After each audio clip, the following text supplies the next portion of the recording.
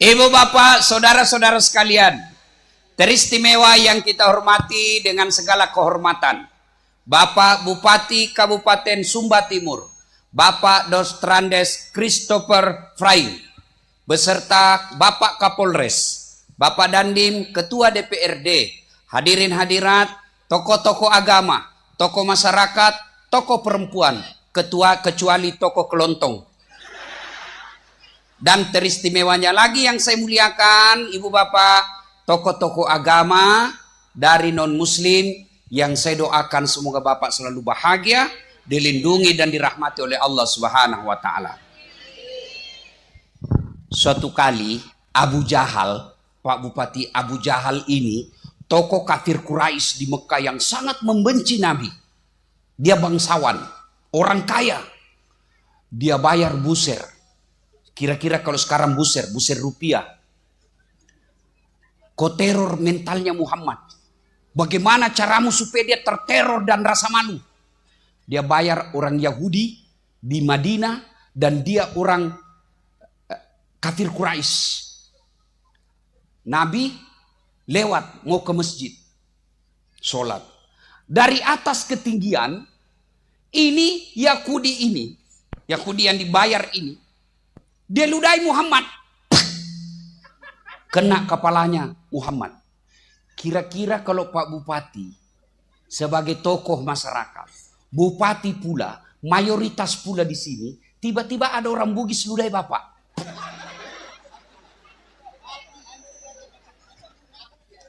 Mati kok.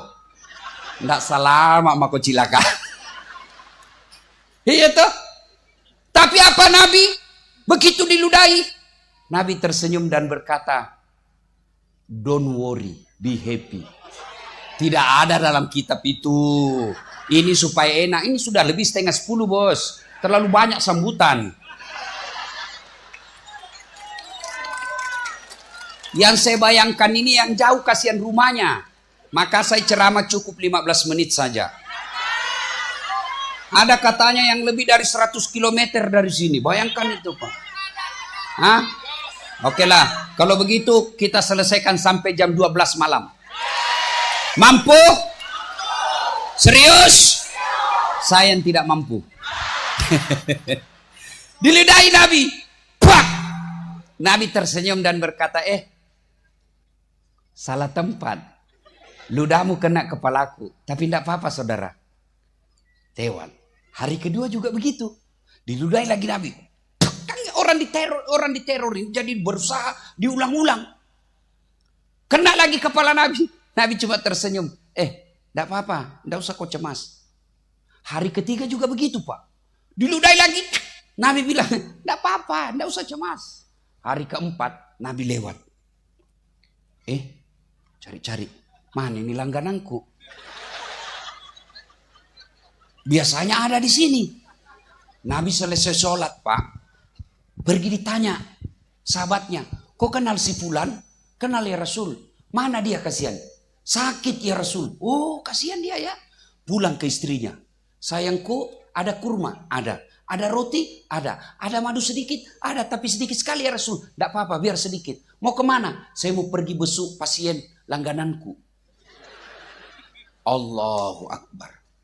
Dia ketuk rumahnya. Dari dalam yang meludahi Nabi. Siapa? Muhammad. Muhammad siapa? Langgananmu. Mati mi saya ini. Kalau di Makassar membalas ini. Di Patapas awak mati nak anak gesok na ye. Buka pintu. Nabi berkata begini. Saya tadi lewat di tempat biasa. Rindu juga saya sama ludahmu. Ternyata kau sakit mas bro. Ini ada roti saya bawakan kamu. Silakan kau cicipi. Saya doakan kau mudah-mudahan segera sembuh. Allahu Akbar. Inilah halal bihalal. Ini contohnya ini. Satu kali lagi. Di sudut pasar kota Madinah. Pak Bupati. Waktu itu tadi masih minoritas waktu di Mekah. Ini sekarang di Madinah. Islam sudah terbesar waktu itu. Di sudut pasar Madinah ada orang Yahudi Minoritas dia Yahudi. Tunanetra, tidak bisa melihat. Apa kerjanya? Berteriak-teriak. Jangan kau dengar Muhammad. Jangan dekati Muhammad. Tukang tipu, pembohong, tukang sihir. Kalau kau dengar, dia sihir kamu. Dia rajanya pembohong. Jangan dengar Muhammad. Jangan dekati Muhammad. Itu aja kerjanya Pak di pasar. Sudut pasar di Madinah. 3 hari setelah Nabi wafat, datang Abu Bakar. Karena Nabi Abu Bakar penggantinya Rasulullah, tapi gelarnya bukan Nabi, tapi namanya Khalifah. Presiden kalau sekarang. Abu Bakar bertanya kepada anaknya, Siti Aisyah yang istrinya Nabi. Kata Nabi, anakku, apa kebiasaan Nabi yang sampai sekarang belum kucontoh? Kata istri Nabi, Aisyah, ada itu tunanetra di samping, di sudut pasar. Itu tiap hari Muhammad datang pergi suapi makanan. Tiap hari dia pergi suapi makanan itu, tunanetra Yahudi. Datanglah Abu Bakar Siddiq bawa kurma. Dia suapi ini Yahudi yang teriak-teriak. Jangan dekati Muhammad, pembohong, tukang sihir. Dia suap. Begitu Abu Bakar suap, dia tepis tangannya. Hei, siapa kamu? Siapa kau suapi saya? Mana itu yang kemarin-kemarin suapi saya? Kamu bukan yang suapi saya selama ini. Kenapa? Ternyata cara Abu Bakar menyuapinya beda. Abu Bakar kasar. Nabi lembut Pak. Jadi dia tahu bukan kamu yang selama ini suapi saya. Siapa kamu? Dia bilang saya Abu Bakar. Temannya yang selalu menyuapi kamu selama ini. Mana dia? 3 hari yang lalu wafat. Siapa dia? Dialah Muhammad, Nabi kami, Rasulullah Sallallahu Alaihi Wasallam. Menetes air matanya Yahudi. Ternyata yang menyuapi saya selama ini, dialah orang-orang yang selalu saya hina dan saya teriak-teriaki. Itulah halal bihalal. Kisah ketiga. Nabi diteror di Mekah. Terancam beberapa kali mau dibunuh. Bayangkan Pak, beberapa kali mau dibunuh. Dan siapa yang mau melakukan pembunuhan? Pamannya sendiri, Abu Lahab. Jadi saudaraku, kalau ada pejabat publik, ada ustadz, ada ulama, kau dibully, biasa men, biasa. Jangan kau jadi pejabat publik kalau kau tidak mau dikritik. Kalau kau tidak mau dikritik, kau jadi direktur CP angin ribut. Kalau jadi anggota DPR, jadi bupati, kepala dinas, kau dikritik, wajar. Kenapa? Kamu pakai uang rakyat. Bukan di sini, bukan di sini. Kau tahu ndak? Saya bisa sampai di sini. Saya Syawal umroh. Jadwal ceramah saya itu Pak Bupati padat. Saya ini laki-laki jarum super. Jarang di rumah suka pergi. Tapi bukan Jisamsu. Janji manis nyatanya palsu. Itu anggota DPR luar negeri. Ya kan? Nah ada jamaah saya. Ketua supporter PSM. Dia bilang Ustaz, dia ikuti saya terus. Kemana saya sholat diikuti saya terus. Tolong jadwalnya Ustaz. Saya sudah janji bupatinya Sumba. Beliau non muslim. Tapi mau sekali dengar Ustaz ceramah langsung. Live. Banyak acaraku dek. Tolonglah Ustaz, tolonglah Ustaz. Saya bilang jauh juga itu. Tidak masuk dalam peta kayaknya. Baru ku dengar. Mendatang Pak Ustaz. Datanglah Pak Ustaz. Siapa yang punya upaya Pak? Pak Bupati Christopher. Kalau ketua PHBI mau undang saya Pak, susah. Mahal tiket. Saldonya saya dengar cuma 2 juta. Masya Allah, kita doakan Pak Bupati sehat walafiat. Dan keluarga. Bayangkan dia sumbang lagi 5 ekor sapi. Kalau saya pengusaha muslim di sini Pak, saya agak tersinggung. Masa orang non muslim sumbang ke 5 sapi? Dan kau banyak duitmu. Orang kaya seperti ini yang pelit sekek kikir galap paku jambatan.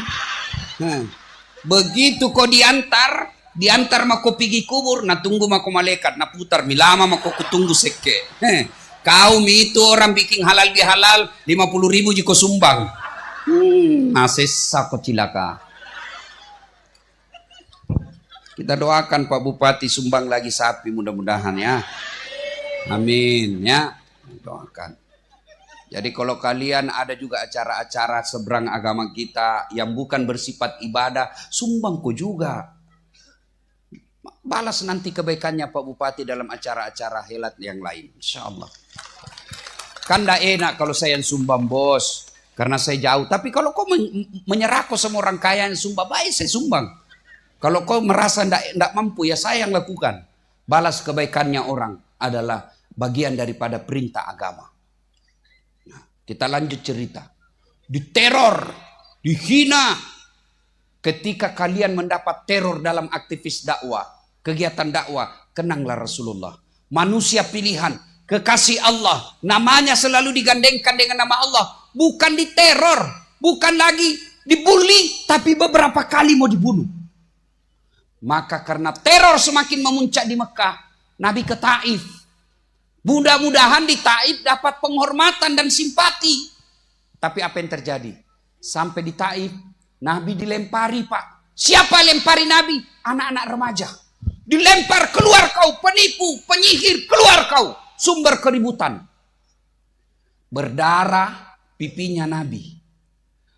Datang malaikat Jibril, muncul dan berkata, "Ya Muhammad, sudah keterlaluan ini masyarakat Taif. Saya diperintah Allah. Kau berdoa saja Muhammad, saya angkat gunung Taif ini, saya hancurkan mereka semua penduduk Taif." Kira-kira kalau bapak-bapak ada yang teror tiba-tiba datang polisi, saya misalnya diteror di sini, dilempar. Datang Kapolres, bagaimana Ustaz? Hancurkan. Tapi Nabi apakah itu dia lakukan? Tidak. Nabi berkata, "Ya Jibril, kalau Allah ingin mendengarkan saya hanya berdoa, ya Allah, berikan hidayah dan petunjuk kepada mereka. Jangan kau hancurkan mereka. Mereka lakukan itu kepadaku karena dia tidak tahu apa yang saya bawakan buat mereka. Kalau bukan mereka yang beriman, kalau bukan mereka yang percaya kepadaku, anak cucunya nanti yang saya doakan. Mudah-mudahan mereka yang beriman kepadaku." Terbukti kehebatan doa Nabi itu, kebaikan hati Nabi itu di Taif. Sekarang tak satu orang pun manusia yang tidak beriman kepada Rasulullah Muhammad sallallahu alaihi wasallam. Itulah halal bihalal. Maka tidak ada gunanya kita bikin halal bihalal begini besar ramai sampai ratusan juta uang habis, tapi kalian orang Sumba masih bermusuhan gara-gara momen pilkada. Halal bihalal datang dari Sumba Barat, Barat Daya, jauh 300 km ke sini, tapi kalian bertengkar gara-gara momen pilpres. Cebong kampret tidak akur. Aduh. Jangan gara-gara pilpres kalian orang Sumba pulau kepulauan bertengkar. Jangan bos, bodoh namanya kita. Mereka yang sudah jadi presiden, mereka sudah dapat tunjangan, mereka sudah dapat pengawalan. Kalian baku musuh tetanggamu gara-gara cebong kampret. Apa namanya kalau bukan beleng-beleng? Nah, kasih kau gajinya. Inilah yang kadang-kala merusak persaudaraan kita. Apa? Pilkada, pilpres, momen-momen politik. Mulai lagi kita ribut lagi. Ngapain kalian ribut?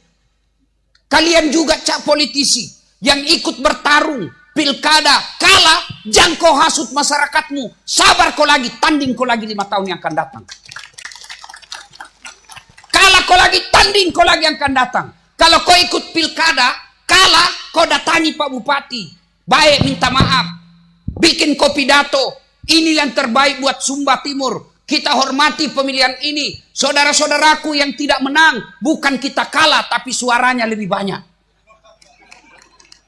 Selesai. Sudah itu kalau kau akur sama Bupati, mudah-mudahan kau dapat proyek penunjukan langsung.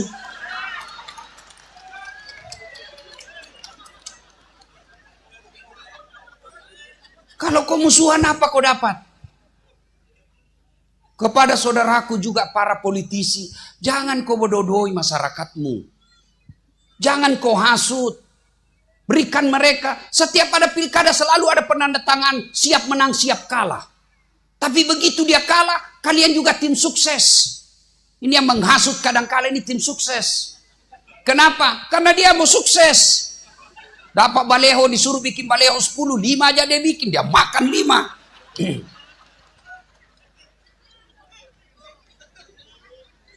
Maka saudara-saudara sekalian, sikapi pilkada, jangan bercerai-berai. Yang kedua, penyebab putusnya persaudaraan. Apalagi? Biasanya penyebabnya apa? Itu medsos. Berita-berita bohong, hoax, fitnah. Mentang-mentang kau tidak senang sama yang menang. Ada berita curang, sebar. Ternyata yang kusebarkan berita bohong. Fitnah, marah yang kena berita itu. Dia lapor ke polisi, masuk ke penjara, pelanggaran undang-undang IT, masuk 5 tahun. Orang yang menang tidak ada lihat lagi kamu. Hati-hati. Gibah, cerita kejelekan orang, itu bisa menyebabkan persaudaraan. Kata tadi, semua kita dengar panitia menjawab, tidak ada manusia suci yang tidak punya dosa. Semua kita pasti punya salah. Maka yang terbaik bukan yang punya dosa, tapi mengakui kedosamu dan kau minta maaf. Itulah halal bihalal. Yang suka memfitnah, yang suka cerita kejelekan orang, itu yang memutuskan tali persaudaraan. Biasanya ini penyakitnya ibu-ibu. Damai tapi gersang. Syukurnya Sumba, gersang tapi damai. Ibu-ibu ini tukang gosip. Saya aja ikut dia gosipi. Begitu dia lihat saya tadi lawan, ada yang bilang, itu juga bajunya waktu di YouTube. Tukang gosip. Penyakitnya ibu-ibu. Kalau bapak-bapak kan tidak suka gosip. Maka yang bisa memutuskan tali persaudaraan adalah gosip. Selama masyarakat kita hobis gosip. Dan gosip sekarang lebih canggih daripada 10-15 tahun yang datang. Kalau dulu kita mau gosip harus bertatap muka. Sekarang dukungan teknologi dan didukung oleh setan. Gosipnya satu di Sumba, satu di Sumbawa, satu di Jakarta, satu di Surabaya, satu di Bali. Bergosip di mana? Grup WhatsApp. Maka kalau kalian mau menjaga kerukunan di sini, berhenti gosip. Biasa ada orang bilang, benar itu yang saya cerita Ustaz. Memang begitu sifatnya itu anggota DPR. Justru benarnya namanya gibah. Kalau salah namanya fitnah. Saudaraku, jangan kau sebarkan berita-berita yang tidak ada faedah meskipun itu benar. Itu namanya mengutamakan kemaslahatan umat. Ada berita kita dengar, betul kejadiannya, ada datanya, ada faktanya. Tapi kita pikir, kalau kita sebar ini, rusuh orang di Sumba. Kalau rusuh Sumba, siapa yang rugi? Siapa yang rugi? Orang Bugis yang ada di Makassar? Tidak. Siapa yang rugi? Masyarakat Sumba sendiri. Lihat itu di Arab sekarang. Lihat itu di Arab. Saya tadi pesawat dari Jakarta ke Bali, saya nonton di atas pesawat film perang. Apa enaknya kalau sudah perang orang? Kita bisa dakwah begini karena kita damai. Kita bisa dakwah begini karena kita tidak ada kerusuhan. Mana bisa ceramah orang kalau rusuh? Saudara-saudara, ada batu, manjatkan puji syukur. Tidak bisa lagi. Maka merugi kalian kalau kalian gara-gara fitnah, gara-gara berita bohong, gara-gara berita tidak benar, kalian sebarkan rusuh. Benar aja dalam Islam. Dengar ini baik-baik Bu. Benar saja kalau itu berita benar. Tapi di dalamnya ada kerusuhan. Di dalamnya ada kerusakan. Maka agama mengajarkan hentikan penyebarannya. Berhenti kau meskipun itu benar. Apalagi berita salah. 2. Hoax yang menyebabkan fitnah. Ghibah yang menyebabkan putus persaudaraan. Yang ketiga apa? Sakwa sangka. Sangka buruk. Ketemu Pak Bupati di bandara. Enggak juga disapa. Padahal saya dulu tim pemenangnya. Beliau ndak sapa karena buru-buru. Ditelepon sama istri, cepat pulang, cepat pulang. Ketemu Ustadz, kok tidak disapa? Lagi stres Ustadznya. Sangka baik. Ibu-ibu, tidak mungkin di sini, di Sumba ini, damai dan tentram, kalau masyarakatnya suka sakwa sangka buruk sangka sama satu dan lain-lain. Tidak mungkin. Jangankan satu kabupaten, satu pulau, rumah tangga saja tidak akan bahagia kalau penduduk rumah itu, penghuni rumah itu, suami buruk sangka pada istri, istri buruk sangka sama suaminya, percaya tidak akan pernah ada kedamaian di rumah itu. Contoh ibu, hei, bagaimana kau mau tenang kalau selalu kau periksa HP-nya suamimu? Kalau ada kau dapat cinta lama berseri kembali, apa kau dapat? Nah, hei, kalau kau dapat ada WhatsApp salah-salah suamimu, mau kau apa? Hah? Begitu kau bilang ceraikan saya, langsung dia bilang ceweknya, alhamdulillah, saya terima kau dengan terbuka. Makanya ndak usah kau urusi. Ayo, ndak enak juga itu kalau selalu kau periksa HP-nya suamimu. Apa yang kau mau dapat? Lebih sangka baik. Kenapa? Karena dosanya suamimu, kalian sebagai wanita muslimah, Allah kasih keistimewaan. Apa keistimewaan? Kalian tidak tanggung dosanya suamimu. Suamimu tukang judi, suamimu perampok, suamimu pezina, suamimu pemabuk. Kalian menjadi istri yang baik, kau tidak tanggung dosanya suamimu. Bahkan hebatnya perempuan Islam, sebelum diadili dosa-dosanya, ada 4 laki-laki yang melindungi di depannya. Sebelum ibu bersalah dan mau diperiksa, dicari dulu siapa laki-laki yang melindungi. 4. 1, bapakmu. 2, suamimu. 3, saudara laki-lakimu. 4, anak laki-lakimu. Ini dulu ini perkarakan baru kamu. Itu hebatnya. Jadi kau tidak usah cemas soal dosanya suamimu. Dia tanggung sendiri. Lebih kau cemaskan dosamu. Jangan ketawa, saya serius ini. Ini juga perempuan selalu kasih bingung kita. Bertengkar, hamil lagi.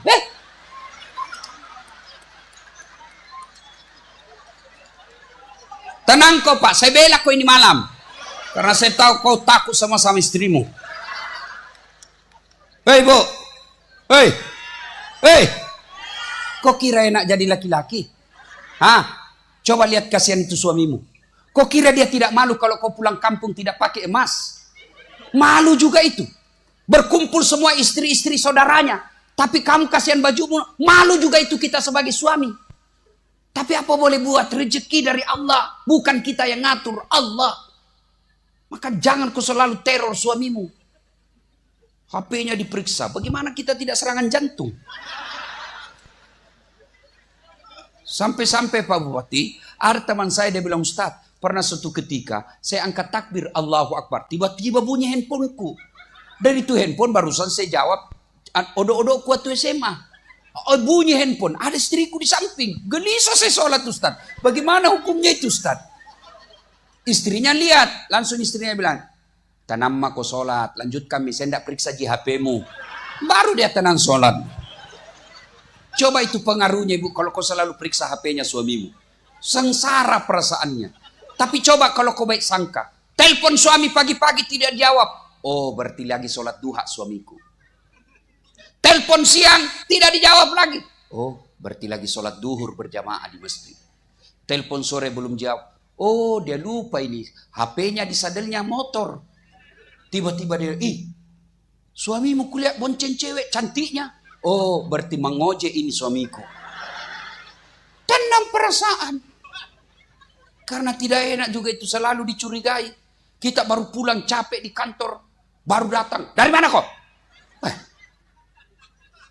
Mana itu HP-mu? Kita sampai kantor. Telepon dulu. Di mana? Cakku ribut. Saya di kantor ini. Dia dengar. Mana itu? Saya di kantor. Dapat saya. Coba video call. Hehehe. Ini semua korban di depan ini semua. Baru itu jeleknya itu perempuan, Pak. Satu kali kisalah ingat terus. Itu perempuan Pak Kapolres ahli sejarah. Kesalahan 5 tahun yang lalu masih ulang itu Pak. Makanya jangan coba-coba bikin kesalahan. Saya juga HP ku Pak, kupalsukan namanya orang yang selalu telepon saya. Karena dulu waktu saya di kampung ada cinta-cinta monyet. Sekalinya saya viral, wah dia telepon terus sekarang. Saya mau blokir, nanti dibilang saya sombong satu kampung. Saya mau terima perasaannya istriku dong. Akhirnya Pak Bupati ku tulis namanya di HP ku, penjual batu bata. Suatu ketika menelpon lah dia, saya lagi santai-santai, bunyi. Istriku bilang, Ustadz ada telepon tak? Dari siapa sayang? Penjual batu bata. Tenang, tenang. Jangan panik Pak, jangan panik. Kalau panik kentara kita Pak. Misalnya, saya kuasai, baru saya tarik nafas. Tagihan itu sayang, jangan angkat tagihan. Aman Pak. Kan perempuan paling takut tagihan toh. Enggak diangkat betul HP saya Pak. Suatu ketika saya pulang ceramah. Haus saya. Sayangku, bikinkan dulu teh. Saya sibuk Ustadz. Ini Ece lagi diajar ngaji. Bikin maki sendiri. Mana gula? Dia bilang ada gitu di toples. Saya pergi ambil gula. Sudah ku kasih, ada tulisannya gula. Minum, asin.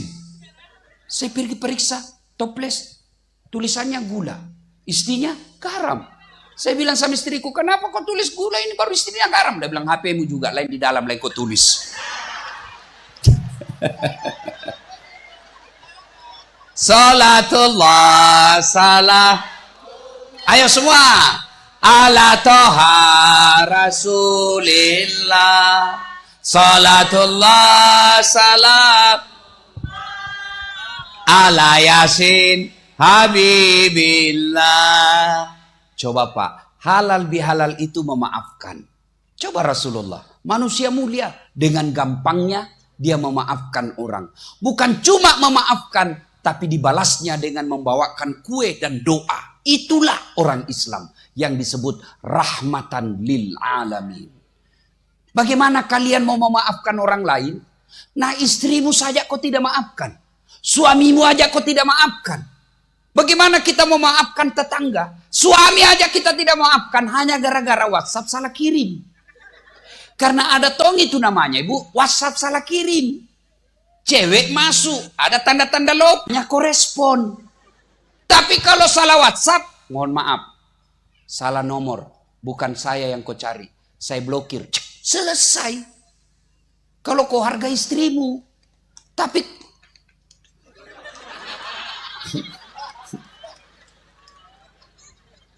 Bapak juga hargai istri.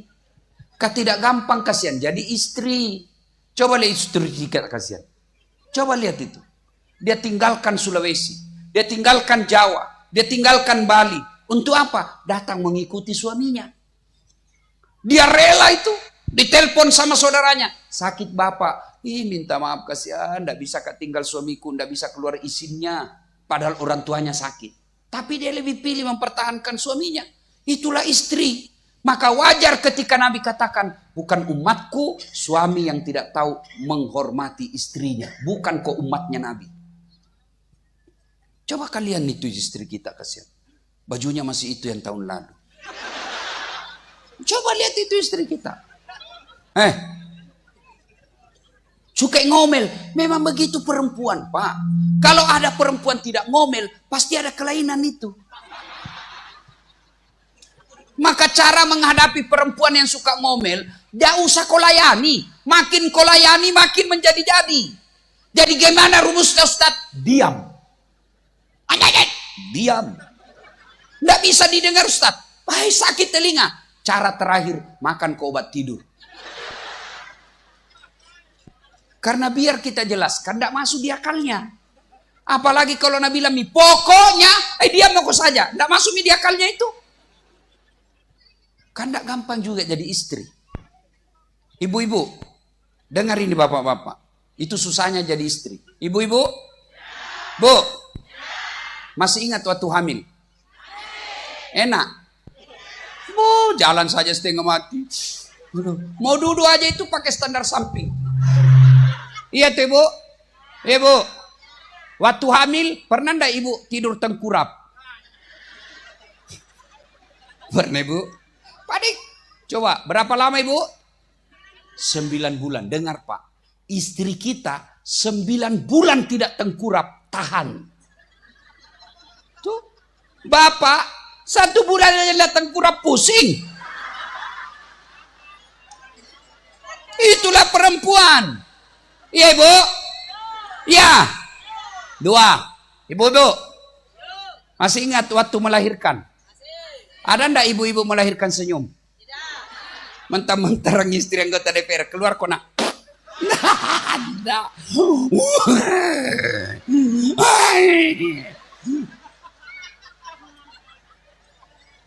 Paling bapak-bapak stres kalau istrinya melahirkan, tapi masih sempat merokok. Saya waktu melahirkan istri saya ikut membantunya. Lalu saya kesimpulan, kalau ada suami yang tidak tahu menghargai istrinya, lihat dia ketika melahirkan itu istrinya. Pilihannya hanya 2, tidak setengah mati, mati sekalian. Dan berapa banyak ibu-ibu wafat melahirkan anaknya. Dan ketika ditanya, ketika dipilih sama dokter, kalau menyelamatkan anak ibu yang lewat, kalau menyelamatkan ibu anak yang mati, apa dia pilih? Biar misalnya dok, anakku kau selamatkan. Itulah istri. Kita paling stres ketika ngidam. Apa ngidamnya? Tidak bisa tidur istriku Ustaz. Kenapa? Nanti dia bisa tidur kalau dia duduk, dia lihat saya duduk di atas lemari. Jadi kalau mau tidur istrinya, naiklah di atas lemari. Saya bilang berhenti, kau nak kasih bodoh-bodoh ke istrimu. Membalas itu. Iya toh? Bapak mana pernah rasakan namanya melahirkan? Yang ketiga, Bu-ibu, masih ingat waktu menyusui? Masih ingat waktu menyusui? Apalagi waktu tumbuh giginya?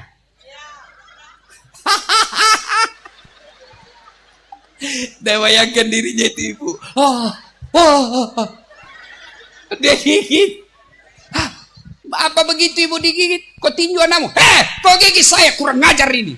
Nah dibujuknya juga, lepas kena. Waduh, siang siang anaknya, malam bapaknya. Itulah penderitaan perempuan.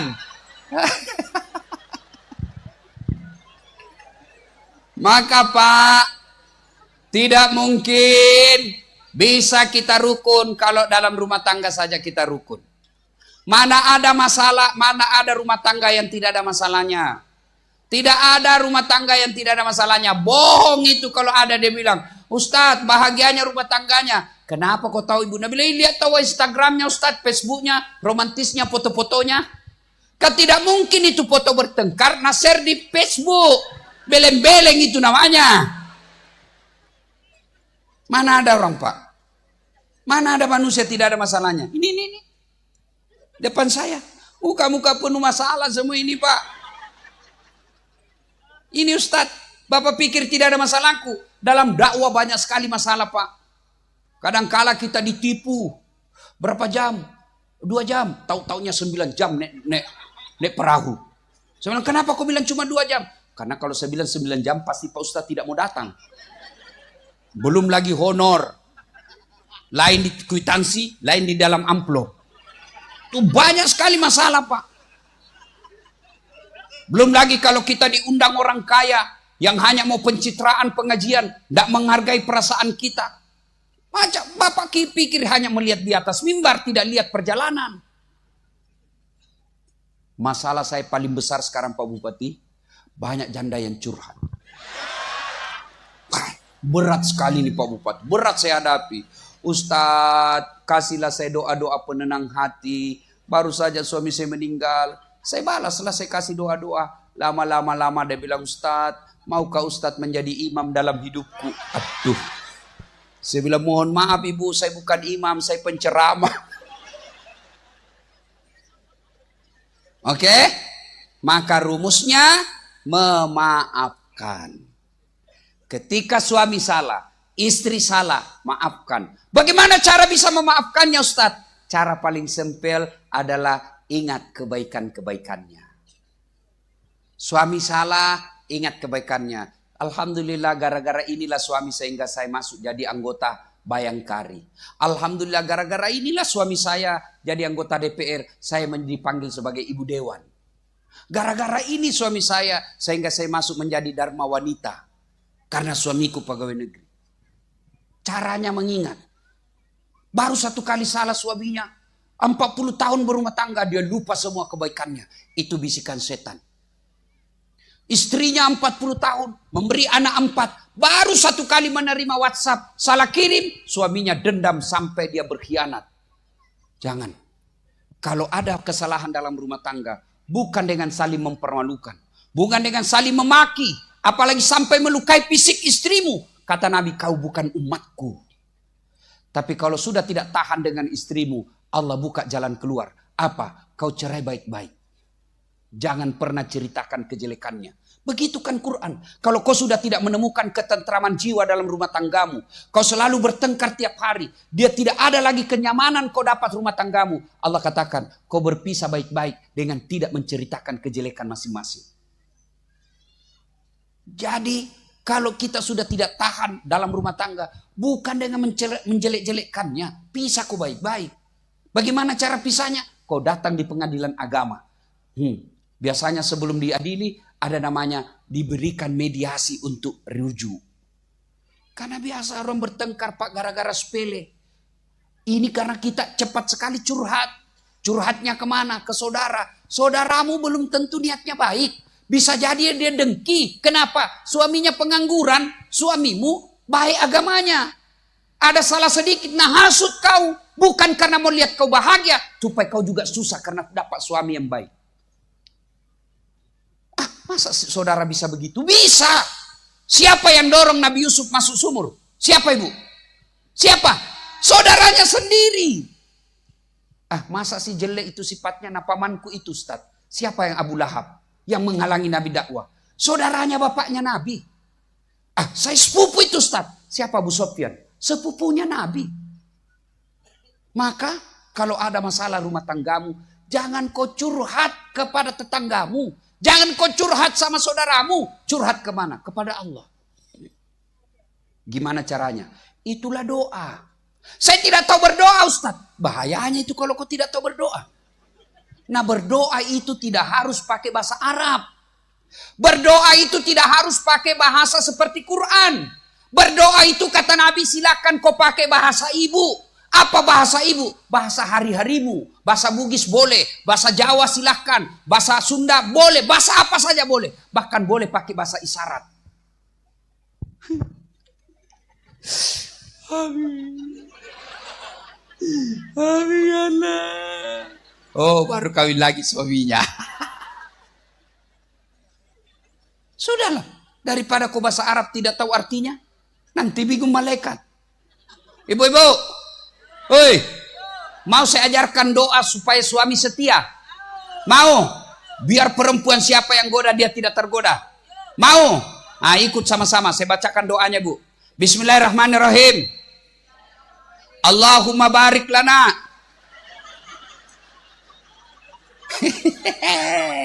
Doa makan itu dong. Itu kenapa? Karena kau pikir bahasa Arab.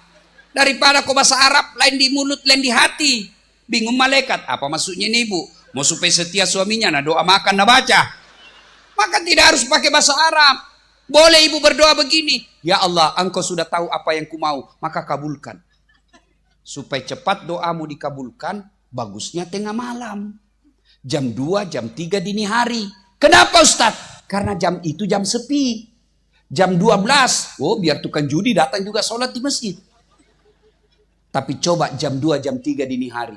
Orang semua tidur, kamu datang mengadu. Pasti kamu butuh pertolongan Allah. Wa minal laili fatahajjat bihi. Sudah mau berdoa Ustaz. Sudah curhat kepada Allah. Tapi Allah tidak kabulkan doaku. Siapa kau dek? Nabi Adam berdoa. Ya Allah pertemukan dengan istriku Siti Hawa. Berapa tahun baru Allah kabulkan? 200 tahun Pak lebih. Nabi Zakaria minta anak. Ya Allah berikan saya anak. Sejak usia 21 tahun minta dikasih keturunan. Kapan Allah kabulkan? Usia 80 tahun. Puluhan tahun baru Allah kasih. Nabi Musa alaihissalam, ya Allah selamatkan Bani Israel dari orang-orang Fir'aun. Berapa lama baru Allah kabulkan? Lebih 60 tahun. Nabi Muhammad berdoa, yang tadinya kiblat di Makkah, pindah ke Palestina. Lalu Nabi berdoa, ya Allah kembalikan kiblat kami ke Makkah. Berapa lama Nabi Allah berdoa baru Allah kabulkan? 17 bulan. Itu para Nabi dan Rasul. Allah kasih waktu puluhan tahun baru Allah kabulkan. Kamu berdoa pagi, mau dikasih malam. Kau tukang tipu, pret. Maka berdoa ketika ada masalahmu, minta kepada Allah. Kamu mau jadi kepala dinas, nggak usah cari muka sama Pak Bupati. Siap Pak Bupati, siap Pak Bupati, siap Pak. Kenapa? Biar Bupati senang kau. Kalau istrinya nggak senang, nggak jalan itu urusanmu. Tapi bagaimana caranya? Kau berdoa kepada Allah. Allah yang bukakan pintu hatinya. Kalau Allah yang kabulkan doamu, tidak ada yang mustahil di sisi Allah. Maka begitu ada masalah rumah tanggamu, jangan kau curhat ke orang lain. Lebih kau berdoa kepada Allah. Dan hebatnya ketemu Allah, kapan dan dimanapun boleh. Tidak harus di masjid. Boleh kau di kamarmu.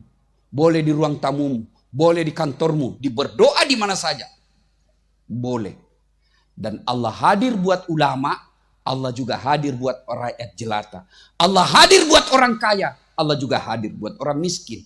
Yang jadi masalah, begitu ada masalahmu, kau lebih senang minta tolong sama manusia daripada kepada Allah. Kau minta tolong sama Kapolres jadi backingmu. Kapolres paling lama 2 tahun di sini. Kau backing sama Dandim paling lama 2 tahun, pindah lagi. Ketika pindah lagi andalanmu, minta kau cari muka lagi.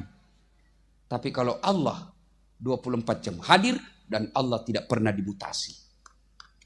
Doa kau kepada Allah. Saya tidak tahu berdoa, maha salam itu. Berdoa sama kau, Ustaz, saya mau punya anak soleh. Apa doanya? Itulah doanya. Ya Allah berikan saya anak soleh. Ustaz, saya mau istri saya nurut perkataan saya. Ya sudah itu doanya. Ya Allah, lembutkan hati istriku. Dan Allah sudah janji, ud'uni astajib lakum. Berdoaku kepadaku, pasti saya kabulkan. Itu janji Allah, bukan janji politisi. Kalau Allah janji pasti dikabulkan. Nah sekarang, bagaimana cara menyambungkan tali silaturahim? Ya, dan tadi itu memaafkan. Yang kedua, apa Ibu? Lupakan kesalahan-kesalahannya, ingat kebaikan-kebaikannya. Dan yang ketiga, yaitu yunfikuna fis sarra'i wad dharra. Apa artinya Ustaz? Memberikan nafkah, mengeluarkan sedekah dalam keadaan susah maupun dalam keadaan senang, dalam keadaan lapang maupun dalam keadaan sempit. Sedekah. Coba ibu-ibu. Ada orang pernah kata-kata ibu. Dan dia datang minta maaf. Sudah minta maaf dia kasih ki sedekah. Paling gampang dimaafkan toh. Bu, saya minta maaf. Dulu saya pernah sakiti bu. Maafkan dosa-dosaku. Sebagai wujud penyesalan saya bu. Ini saya belikan ki Honda motor. Pasti ibu bilang. Kau bikin lagi salah. Kau datang lagi ke sini. Itulah hebatnya sedekah. Maka ibu bapak. Salah satu cara menyambungkan persaudaraan dengan sedekah. Dan tidak ada orang yang tidak senang orang dermawan. Sebaliknya tidak ada orang senang orang yang pelit. Saya tanya ibu-ibu. Senang anggota DPR yang pelit atau dermawan? Senang tetangga yang pelit atau dermawan? Senang bupati yang pelit atau dermawan? Senang tetangga yang pelit atau dermawan? Tidak ada orang suka orang pelit. Bahkan orang pelit sekalipun tidak suka sama orang pelit. Dan yang kopi rumahnya pelit. Padahal dia juga pelit. Sedekahlah. Nah ibu bapak saudara-saudara sekalian. Poin ketiga. Apa hebatnya banyak teman? Kalau kita selalu akur seperti ini. Apa hebatnya? Kata Nabi. Siapa yang mau dimudahkan rezekinya. Dipanjangkan umurnya. Dan tertolak dari malah bahaya. Hendaklah bersilaturahmi. Apa maksudnya Ustaz? Contoh. Banyak teman, banyak rezeki. Mana contohnya? Das'at Latif. Saya Pak Bupati tidak banyak uangku, tapi banyak temanku. Temanku banyak uangnya. Temanka itu Yusuf Kalla. Temanka Aksa Mahmud. Temanka banyak Pak. Sehingga saya di Makassar, Itu istri saya senang kalau saya ke pasar. Kenapa? Tidak pernah laku uang saya. Saya baru turun dari mobil sudah teriak, "Assalamualaikum Ustaz." Dalam hatiku aman dan terpercaya. Aman dan terkendali lagi ini. Ada isi yul. Saya bilang, "Berapa? Ji, enggak usah Ustaz. Anda enak masih pagi-pagi, Ji. Enggak usah Ustaz. Anda enak." Dalam hatiku, memang itu kutunggu. Iya toh? Banyak teman, banyak rezeki. Allahu Akbar. Yang kedua, banyak teman gampang selesai masalah. Tertolak dari bahaya. Mana buktinya? Habis masa berlakunya SIM-ku. SIM, surat izin mengemudi. Saya datang ke Polrestabes. Baru saya turun, dilihat sama ajudannya Kapolrestabes. "Komandan, ada Pak Ustadz." Kapolrestabes turun. "Ustadz, Assalamualaikum Ustadz." "Siap Komandan." "Waalaikumsalam warahmatullahi." "Kenapa Ustadz?" "Perpanjangan SIM Komandan. Mati ke SIM-ku. Panggil Satlantas tolong bantu Pak Ustadz ya. Jangan kau lagi minta uangnya. Berdosa kau uang Ustadz kau makan." Tidak selesai masalahku Pak. Iya toh? Maka kalian keliru, salah ketika kalian banyak musuh. Kita orang Sumba coba amalkan innamal mu'minuna ikhwah. Kalian semua bersaudara. Coba amalkan. Bahkan Nabi katakan umatku itu seperti badan ini. Coba lihat badan ini Pak. Tangan kanan gatal tanpa disuruh kiri yang garuk. Tangan kiri yang gatal tanpa diundang kanan yang garuk. Gatal dua-duanya, kerja sama. Enak itu orang bersatu Pak. Contoh lagi, ada anak muda jalan malam-malam. Tiba-tiba tahantu kakinya. Duh! Kaki tahantu. Seluruh badan berpartisipasi menolong. Pertama yang bereaksi, aduh, kakiku kesian. Yang berikutnya, mata mencari. Mana yang luka? Yang berikutnya mulut meniup. Yang berikutnya tangan mengusap. Padahal kaki yang bermasalah. Semua anggota tubuh ikut berpartisipasi. Tidak ada anak muda tahan. Jalan kok. Siapa suruh kok? Jalan kok lagi. Jalan kok. Begitu kalian mestinya orang Sumba.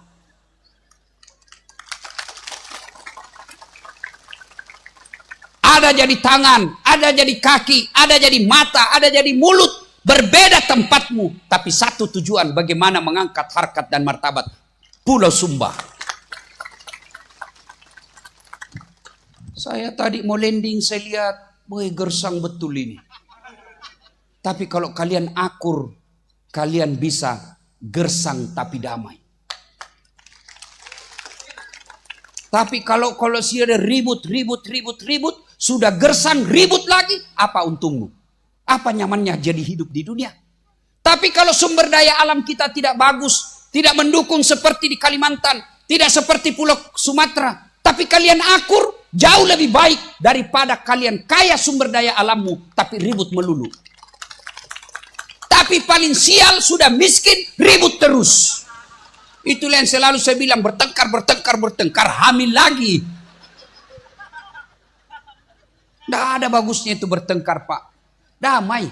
Dan biasa juga ini yang kasih bertengkar kita ini gara-gara apa? Perbedaan pendapat. Kalian ini ustadz, janganlah berdakwah ketika berbeda pendapat, kau hina orang. Ada juga itu ustadz ketika berbeda pendapat, dia hina-hina orang. Dari mana kau belajar agama?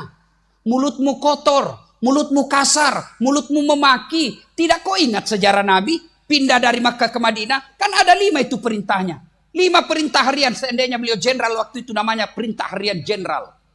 Apa perintah Nabi yang kelima itu? Satu diantaranya, ahsin kalamaka, haluskan tutur katamu. Haluskan tutur katamu. Itu Nabi perintah. Kalau berbeda pendapat, biasalah. Kenapa orang berbeda pendapat? Karena kan tidak ada videonya Nabi. Takbirnya Nabi kita cuma tahu sejajar dengan bahu. Kan beda-beda itu sejajar dengan bahu. Karena tidak ada video, tidak ada foto.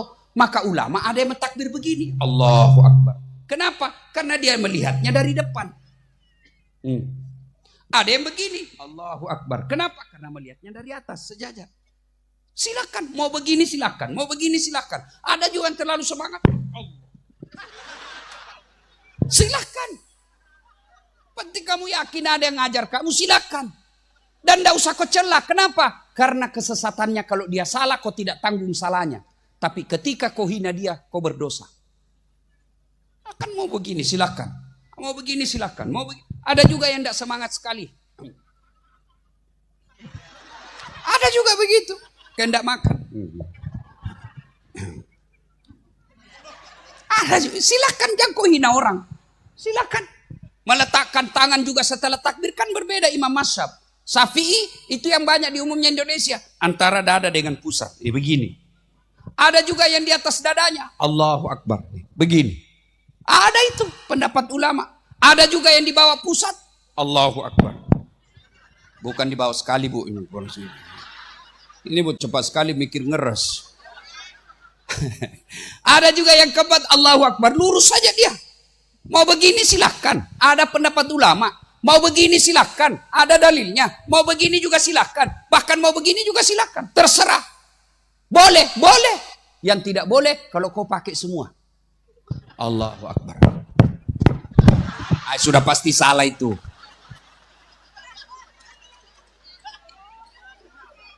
Ya. Ada juga anak muda baru 1 bulan belajar agama. Seolah-olah dia pemilik kebenaran. Biasa juga adik-adik, salah satu dampak dari keterbukaan sekarang, itu belajar orang agama gampang. Tapi ada dampak negatifnya. Harus kau hati-hati. Kalau mendengar ayat saja, tidak ada penjelasannya, tidak ada sejarahnya, tidak ada kajiannya, bisa salah tafsir kamu. Kenapa kau tidak sholat? La ikraha fiddin. Tidak ada paksaan dalam agama. Itu ada ayatnya itu, tapi salah tempat kok. Kenapa kau bersinah? La ikraha fiddin. Tidak ada paksaan dalam agama. Salah tempat kok cilaka.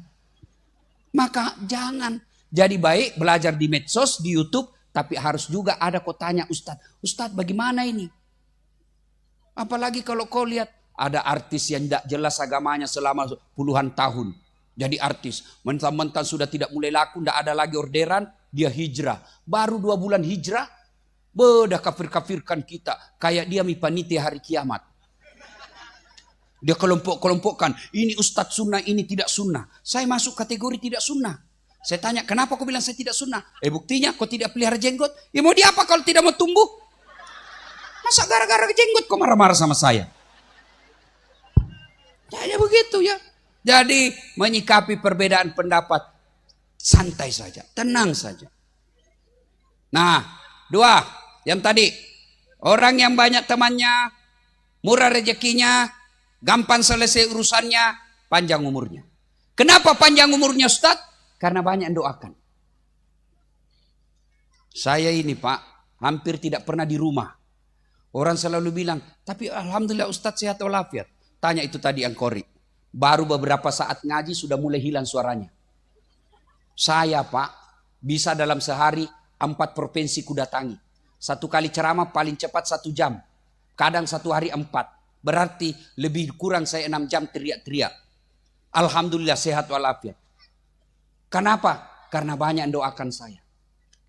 Yang paling juga menderita kita kalau ada bapak-bapak yang cium kita. Aduh, dia cium berkumis. Ustaz, tiap hari saya nonton. Aduh, kumis. Maka banyak teman, banyak yang doakan. Coba tadi, berapa yang pidato di sini sambutan, semua mendoakan saya. Dan bapak-bapak mengaminkan. Banyak teman, insya Allah sehat walafiat, panjang umur. Nah, sekarang bagaimana lagi kalau sudah terlanjur baku musuh orang? Bagaimana caranya Ustaz? Nah sudah maki baku musuh kemarin. Ini halal bihalal. Caranya jabat tangannya. Jangan WhatsApp. Maafkan saya lahir dan batin. Maaf lahir batin dunia akhirat sengaja tidak disengaja. Ujung rambut sampai ujung kaki. Tidak begitu. Itu versi Pancasila. Versi agama kita datangi. Jabat tangannya.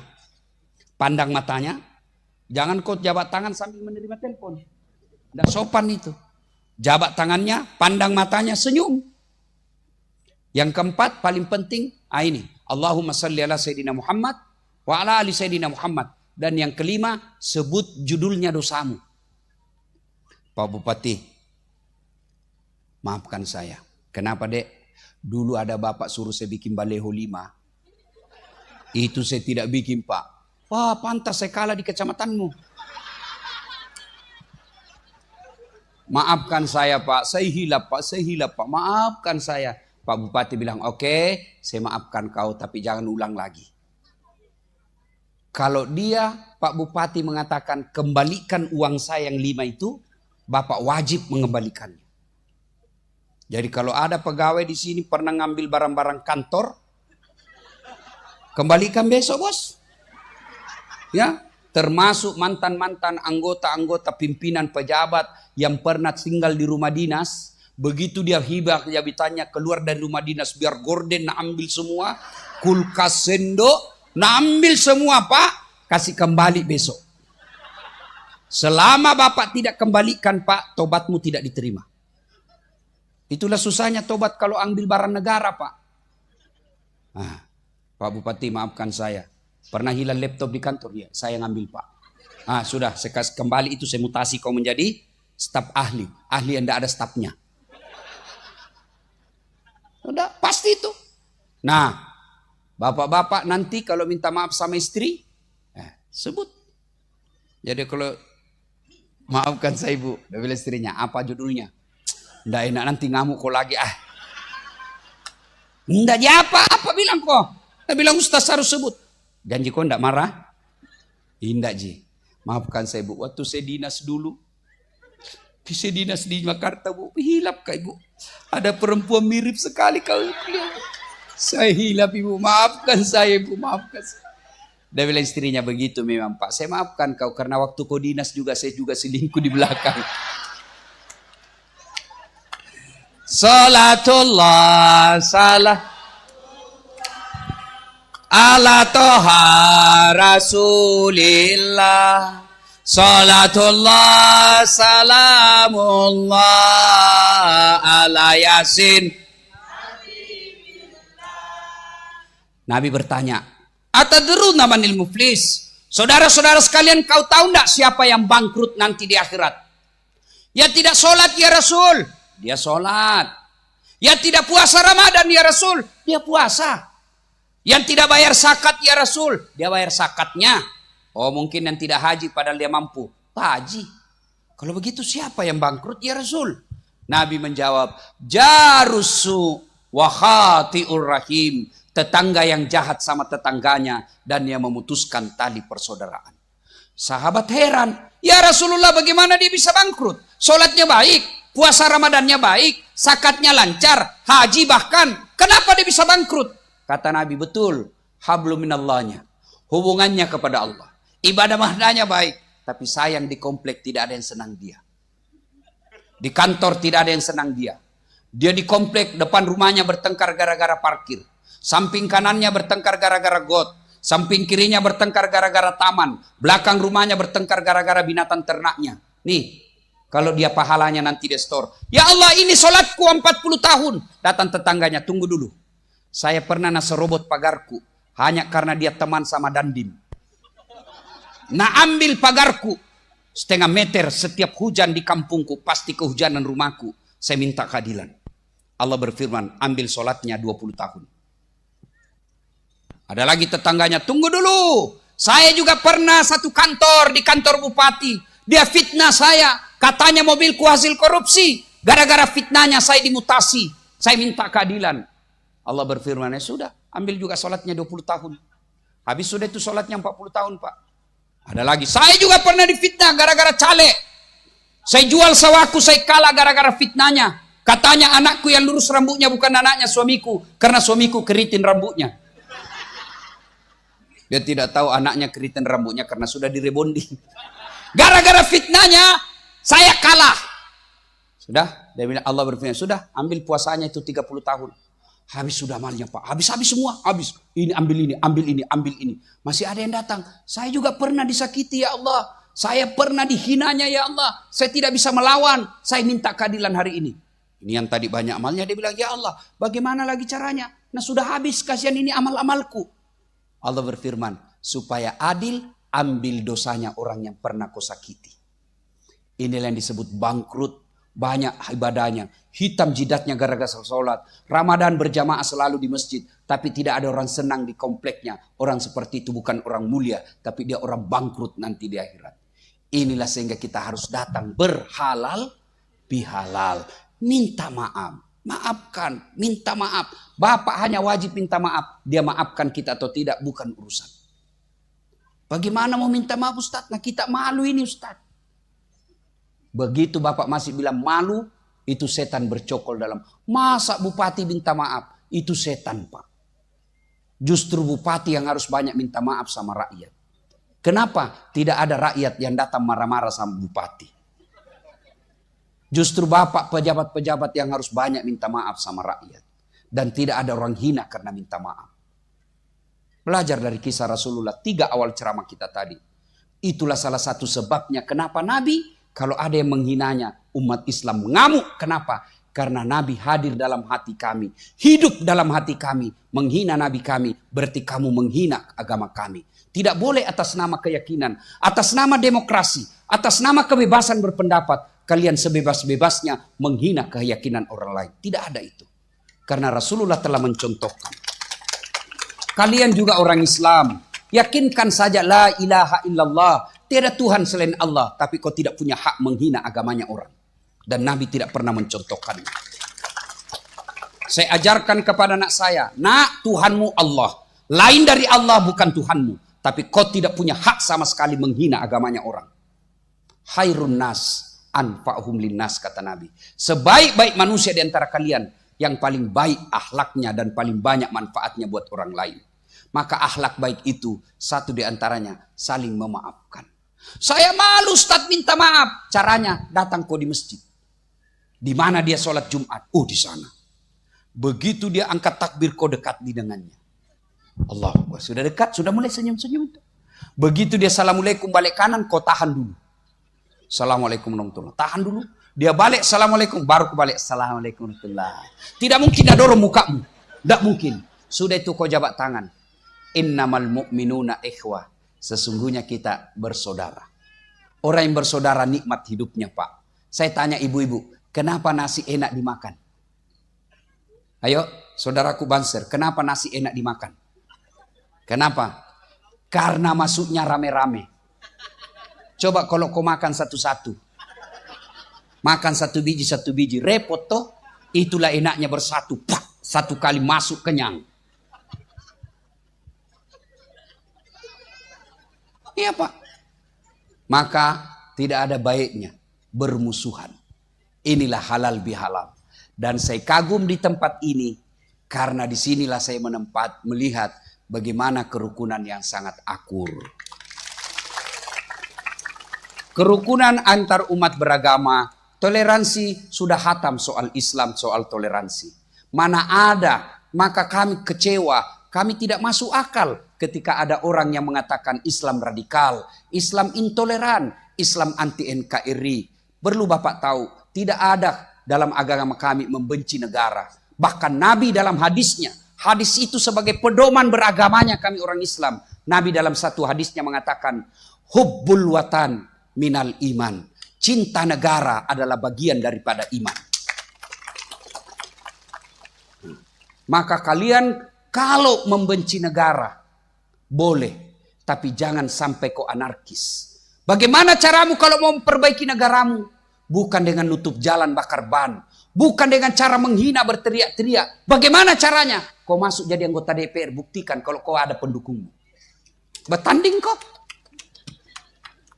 Saudaraku, mana ada senikmat beragama di Indonesia?